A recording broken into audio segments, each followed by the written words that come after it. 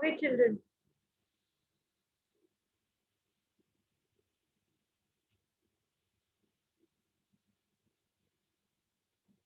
Read करो ये question, जोर से रीड करो एक बार.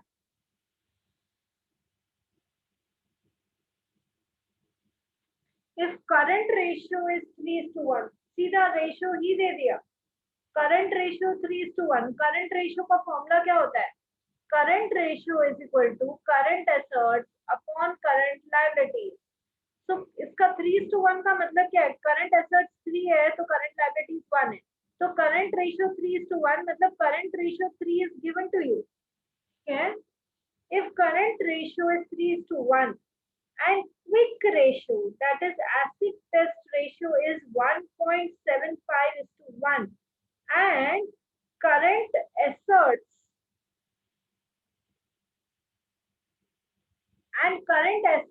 is 3,50,000. Find current assets, liquid assets and inventory. ये क्वेश्चन है. तो यदि current assets हमको given है 3,50,000, तो मैं करंट लायबिलिटीज कैसे कैलकुलेट करूं? आप बताओ, करंट लायबिलिटीज कैसे कैलकुलेट करूं?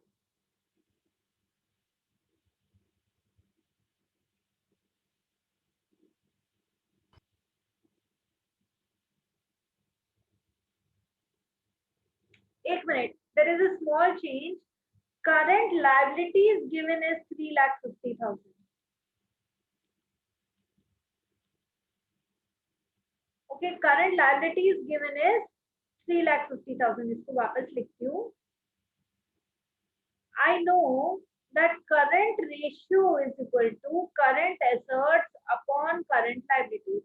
Current ratio in the question given is 3. 3 is equal to current assets, तो मुझे पता नहीं है, and current liabilities given is 3,50,000. So if I cross multiply, इसको इधर लेके गई, 3,50,000 into 3, तो मुझे क्या मिलेगा? करंट एसेट्स मिलेगा. Current assets is equal to 3 into, इसको इधर मल्टीप्लाई करवा के लेके जाओ, 3,50,000. तो करंट एसेट्स का वैल्यू कितना है?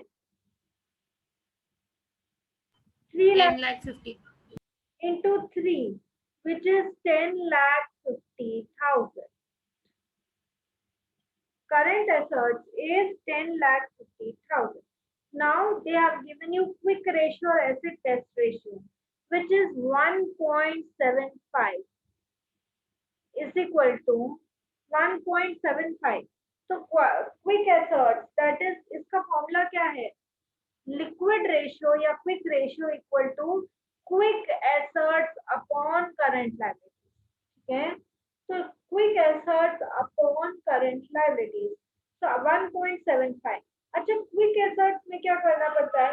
करंट एसेट्स में से जो भी इन्वेंट्रीज वगैरह है वो सब हमको लेस करना पड़ता है, राइट? तो यहाँ पर हमको इन्वेंट्रीज ही ढूंढना है. हमारे पास करंट एसेट्स है 10,50,000, तो वो हम डालेंगे 1.75 is equal to quick assets कितना है पता नहीं, लेकिन करंट एसेट्स 10,50,000 है. उसमें से यदि इन्वेंट्री लेस करते हैं तो इन्वेंट्री को मैं एक्स मान लेती हूँ एक बार, तो माइनस एक्स बोलेंगे तो वो इन्वेंट्री है, अपॉन करंट लायबिलिटीज. तो करंट लायबिलिटीज का फिगर मेरे पास है, करंट लायबिलिटीज का फिगर कितना है? 3,50,000 which is given in the question. अब इसको सॉल्व करो.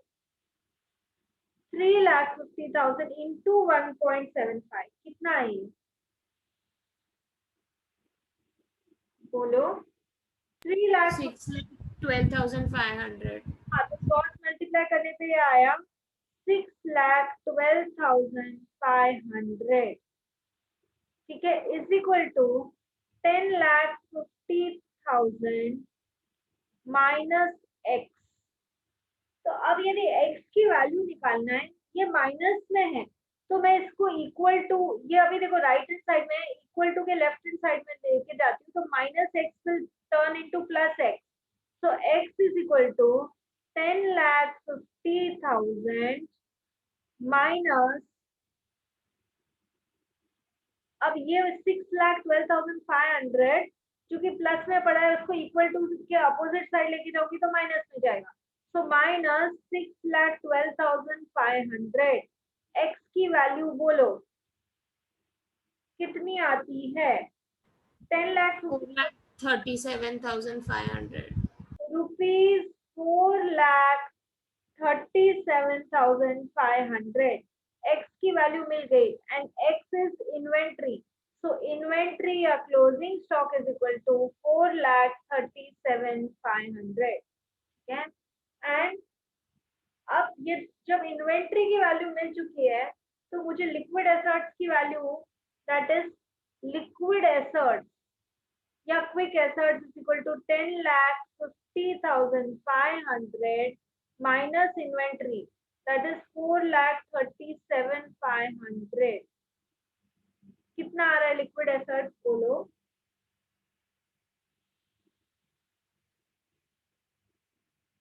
6,12,500. 6,12,500। so they can do this also। आपको रेशियो दे दें और आपको करंट लायबिलिटी दे दे, करंट एसेट्स भी ढूंढो, फिर कुछ बोलेंगे इन्वेंट्री का तो वो भी देखो, लिक्विड एसेट्स भी ढूंढो। तो ये क्वेश्चन समझ में आया आप लोग को कि किस तरह से करते हैं? Anyone any query in this?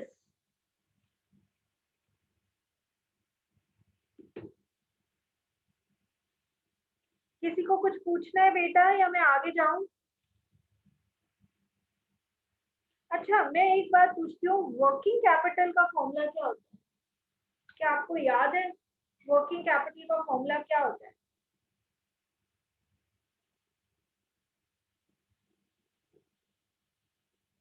Current assets minus current liabilities. शाबाश। Working capital is equal to current assets minus current liabilities. Can I raise the board next question लिखने के लिए?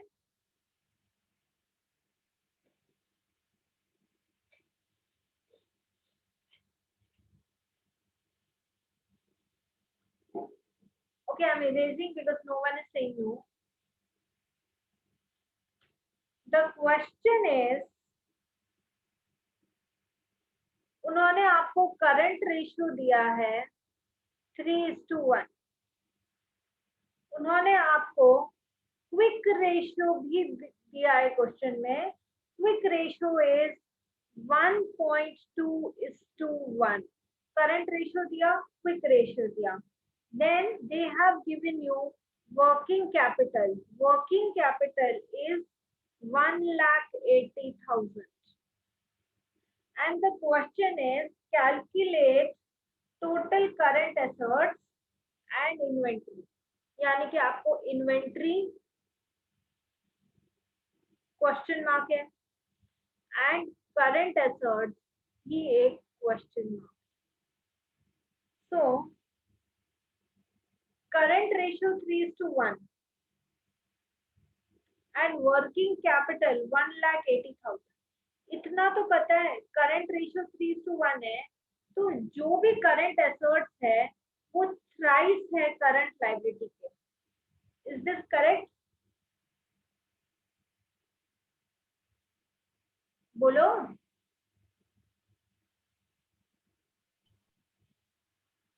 हाँ या ना? Yes, miss. तो करंट एसेट्स यदि 3 है तो करंट लायबिलिटी 1 है। एंड अभी मुझे आंसर मिला था कुछ कि working capital is equal to current assets minus current liability. तो मैं ये बोल सकती हूँ कि यदि करंट एसेट्स 3 है, करंट लायबिलिटी 1 है, तो 3 माइनस 1 किया तो वर्किंग कैपिटल 2 के बराबर होगा। क्या ये चीज आप मान रहे हो? हाँ या ना? बताओगे नहीं तो मुझे कैसे पता? हाँ। ठीक है, हाँ miss. तो यदि वर्किंग कैपिटल 2 है तो करंट एसेट्स 3 है। ये चीज तो आपके दिमाग में बैठ गई। अभी यदि वर्किंग कैपिटल 1 है, देखो इफ वर्किंग कैपिटल इज 1, या मैं बोलती हूँ वर्किंग कैपिटल, चलो मैं ऐसे, हम एक जो मैथ्स में आप इक्वेशन बिठाते हैं ना वैसे बिठाते हैं। If working capital is 2, current assets working capital is 1,80,000, current assets will be, कितना होगा, कितना मैथ्स आता है आपको? यदि ये 2 है तो ये 3 है, तो यदि वर्किंग कैपिटल 1,80,000 है तो करंट एसेट्स कितना होगा? 3. इसको नीचे लाया जाएगा, 3/2 इंटू 1,80,000. करो कितना हो रहा है? 2,70,000. क्या फाइंड आउट किया है ये? Current asset. तो करंट एसेट्स, देखो सिंपल सा, मैं उन्होंने कुछ नहीं दिया था तो मैं कैसे कैलकुलेट करती? तो करंट रेशियो 3:1 है, इसका मतलब है करंट एसेट्स प्राइस है करंट लायबिलिटीज है.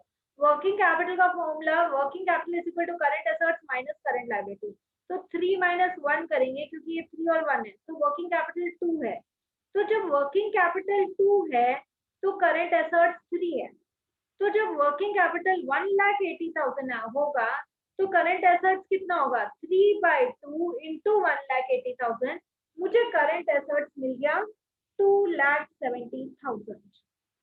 Current assets is 2,70,000. यहाँ तक नहीं आया है, time to ask is now. अभी पूछो.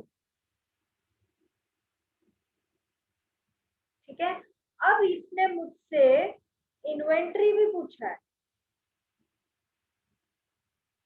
तो पहले, अब मेरे पास करंट एसेट्स है तो मैं करंट लायबिलिटीज निकालती हूँ.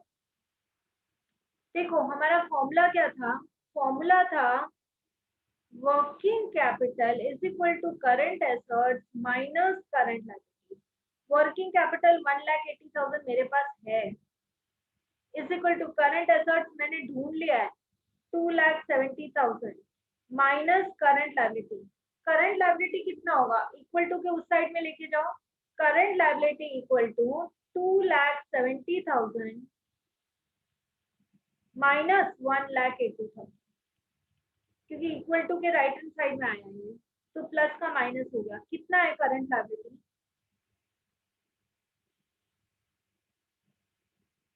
90,000. ओके, तो मुझे 90,000 करंट लायबिलिटी मिल चुका है. अभी मैं बोलूंगी क्विक रेशियो की बात करते हैं. Quick ratio is equal to quick assets upon current liability. Quick ratio मेरे को गिवन है 1.2:1.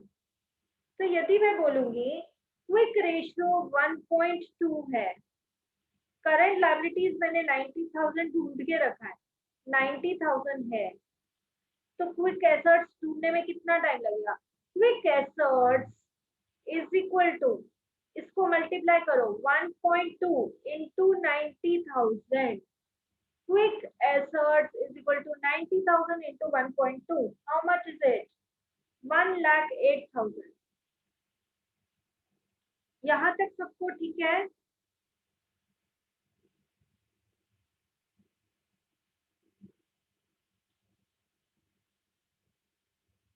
Children, at least participate. Say yes, say no, say something. Yes, miss. Yes, miss. So quick assets is equal to current assets minus inventory. ठीक है, quick assets में ढूंढ चुकी हूँ 1,08,000 is equal to current assets मैंने ढूंढा 2,70,000 minus inventory को आई बोल देती हूँ. तो इसको यदि मैं इक्वल टू के इस साइड में लेके जाऊंगी, इन्वेंट्री इज इक्वल टू 2,70,000, 1,08,000 को इधर लेके आओ तो माइनस में आ जाएगा -108,000. So inventory is equal to 270 minus 1,08,000, which is 1,62,000. So these are some tricky questions कि उन्होंने आपको आंसर दिया है, क्विक रेशियो करंट रेशियो दिया है, और वो आपसे कुछ और ही पूछ रहे हैं. वर्किंग कैपिटल के साथ में कुछ और ही पूछ रहे हैं कि इन्वेंट्री कितना है वो बताओ. ठीक है, वो लोग आपको पूछ रहे हैं इन्वेंट्री कितना है वो हमको ढूंढ के दो, करंट एसेट्स कितना है वो हमको ढूंढ के दो. तो इस तरह से भी एग्जाम में क्वेश्चन आ सकता है. And only one thing needs to be taken care. आप कितना भी मुझे सम करते हुए देखो, आपको नहीं आएगा जब तक आप खुद के पेपर पेन यूज करके खुद से नहीं करते, आपको नहीं आएगा। Because accounts is something that has to be done by yourself. मैं आपके सामने 10 सम सॉल्व करूं, नो पॉइंट। आप खुद से 4 सम भी करोगे, दैट विल हेल्प।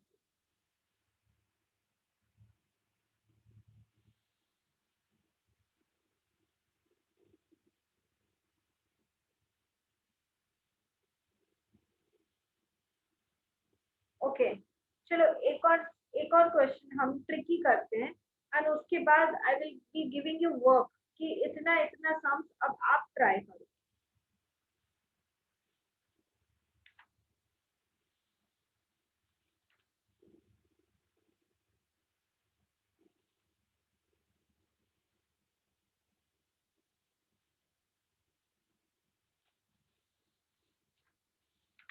या थोड़े सम्स मैं आपको करने के लिए देती हूँ, आप ट्राई करना। हम लोग नेक्स्ट रेशियो पे आते हैं। जैसे लिक्विडिटी रेशियो में हमने बोला कि हम कर रहे हैं अपना current ratio and acid test ratio. अभी हम आते हैं जो सेकंड वाला पार्ट है, that is solvency ratio.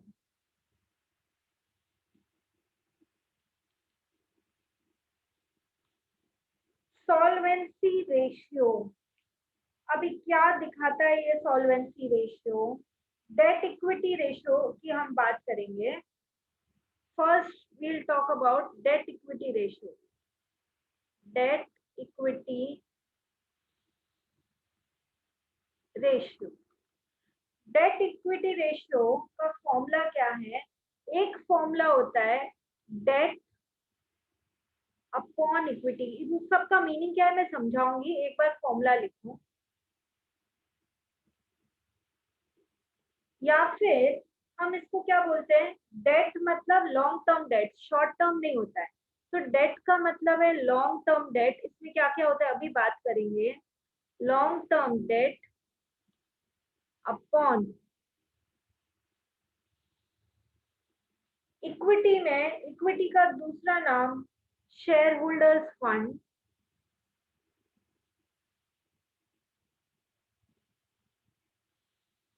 Share holders fund और उसका दूसरा नाम और नेटवर्थ।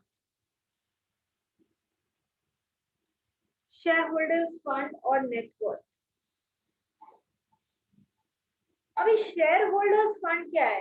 देखो, एक मतलब एक कैपिटल जो कंपनी में शेयर होल्डर्स इन्वेस्ट करते हैं, वो शेयर होल्डर्स फंड है। तो शेयर होल्डर फंड में शेयर कैपिटल आता है और रिजर्व फंड आता है। तो पहले तो फॉर्मूला लिख के लर्न जब तक नहीं करेंगे हमको सम नहीं आएगा। B it very clear.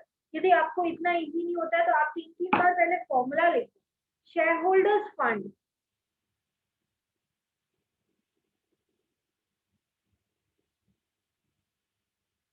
shareholders fund is equal to share capital plus reserve and surplus.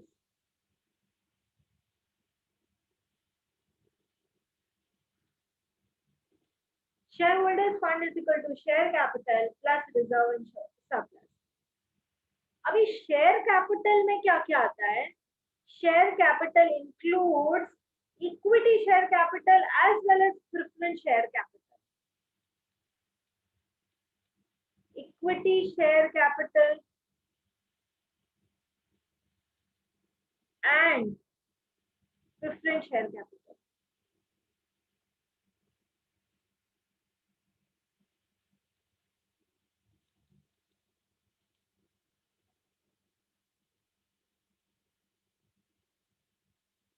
Reserve and surplus मतलब कमाया हमने और वो पैसा साइड में रख दिया। तो रिजर्व एंड सरप्लस में क्या क्या आता है? यदि वो ही नहीं ध्यान है कम क्या करेंगे आप? रिजर्व एंड सरप्लस में आएगा capital reserve,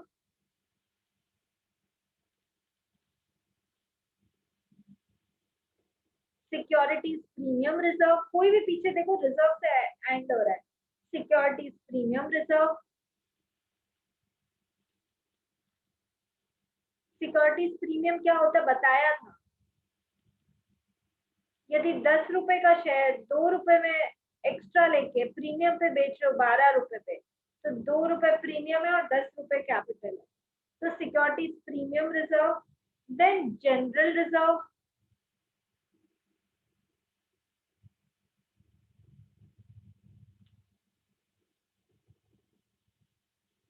P&L credit balance, that is profit and loss का क्रेडिट बैलेंस, ये सब शेयर कैपिटल में आएगा। तो फिर डेट में क्या आएगा? डेट में देखो, लॉन्ग टर्म डेट में जनरली डिबेंचर्स आता है या लॉन्ग टर्म लोन्स आता है।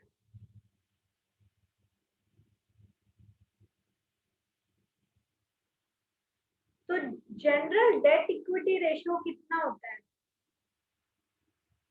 कब कहां तक सेफ है?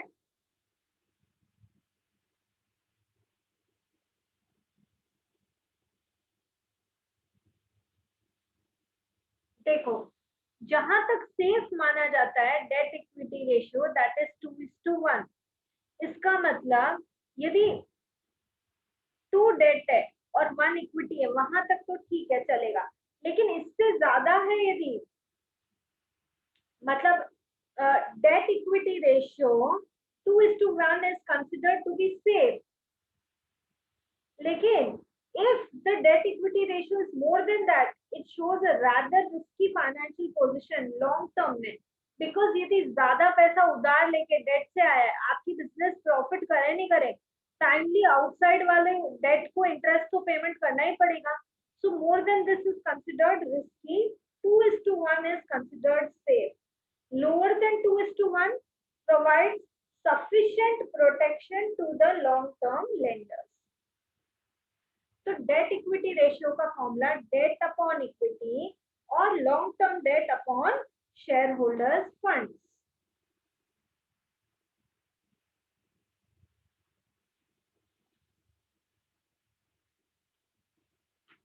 ओके, तो इससे रिलेटेड हम एक क्वेश्चन करते हैं। Please your formula, and children, I will not repeat again and again. Learning the formula is your responsibility. If you are doing the sums and formula तुम कहीं से बुक से डेट दिखा के लिख रहे हो, बाद में क्या होएगा? एक बार तो बुक से देख लोगे, एग्जाम में क्या करोगे? So better जितना जल्दी हो सके उतना जल्दी उसको लर्न कर लो, वही तुम्हारे लिए अच्छा है।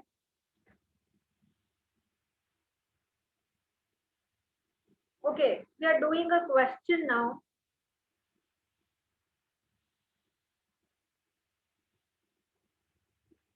Capital given, फर्स्ट बात लिखोगे, capital given is 2,50,000.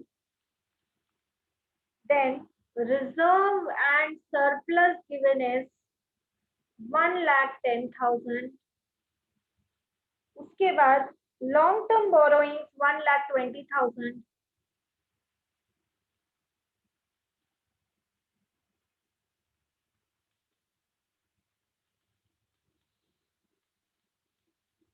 उसके बाद long term provisions 50,000.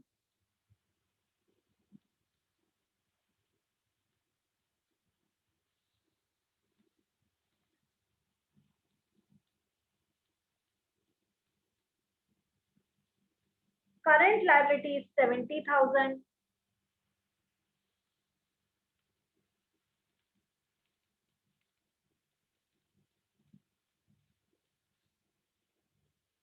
Non-current assets 3,80,000.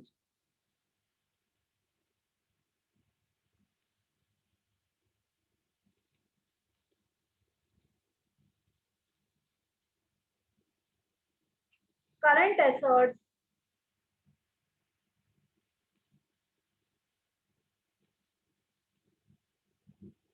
2,20,000.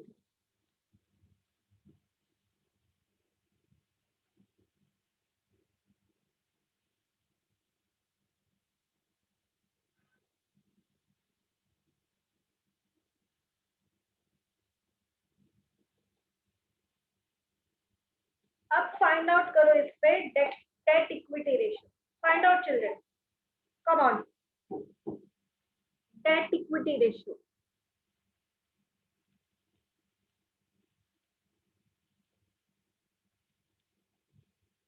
तो डेट इक्विटी रेशियो में long term debt upon equity, equity मतलब शेयर होल्डर्स फंड या नेटवर्थ, ठीक है।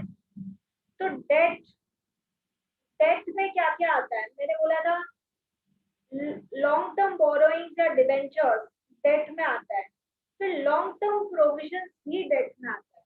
तो long term borrowings is debt, आपने कहीं से, आपके फर्म ने कहीं से पैसा उधार लिया है, long term provisions is also date.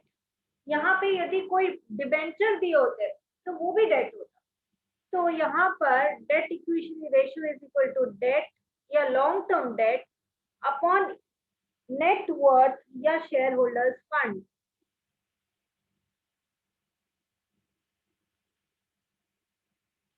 तो डेट, डेट देखो long term borrowing that is 1,20,000 is debt, debenture दिया होता वो भी डेट होता, long term provision 50,000 is also debt. तो डेट कितना हुआ,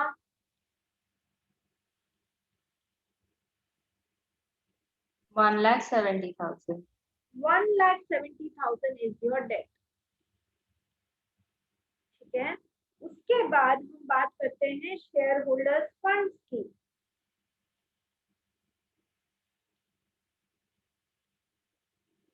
अभी हमने पढ़ा शेयर होल्डर्स फंड में, अभी हमने पढ़ा share capital that is equity share capital plus reserve plus preference share capital plus reserve and surplus, सब कुछ वहीं पे आएगा।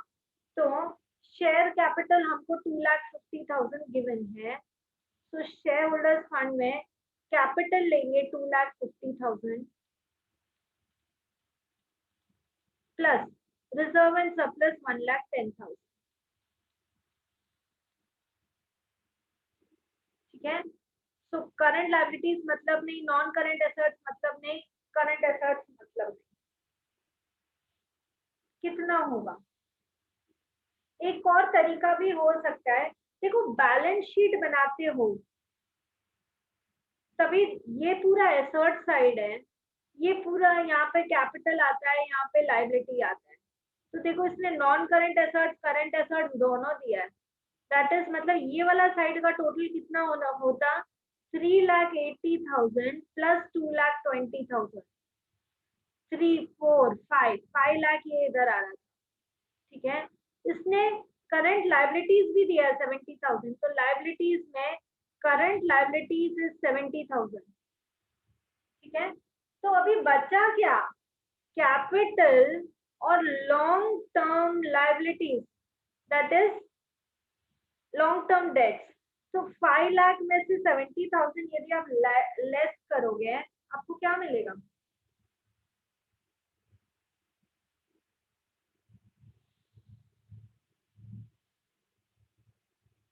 इन्होंने लॉन्ग टर्म प्रोविजन दिया है, इन्होंने कैपिटल दिया है।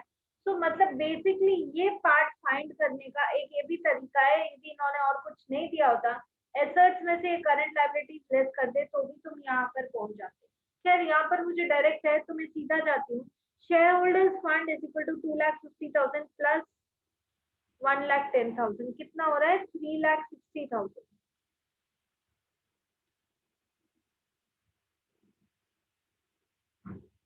मिस, तो अभी करंट एसेट्स एंड लायबिलिटीज का कुछ करना नहीं है ना? नहीं नहीं, I was just giving you some extra information कि तुम इस तरह से भी पहुंच सकते हो उधर। अच्छा एक और बात है, यदि वो क्वेश्चन में वर्किंग कैपिटल पूछता, working capital is equal to current assets minus current liabilities, तो तुम जिस ऐसे पहुंच सकते थे current assets minus current liabilities is also working capital. इसने अभी पूछा नहीं है तो उस चीज को जाने दो, but always keep your eyes open कि ये भी पूछता तो मैं उसको दे सकती थी। अभी वापस आते शेयर होल्डर्स फंड पे, तो मेरा डेट निकल के आया 1,70,000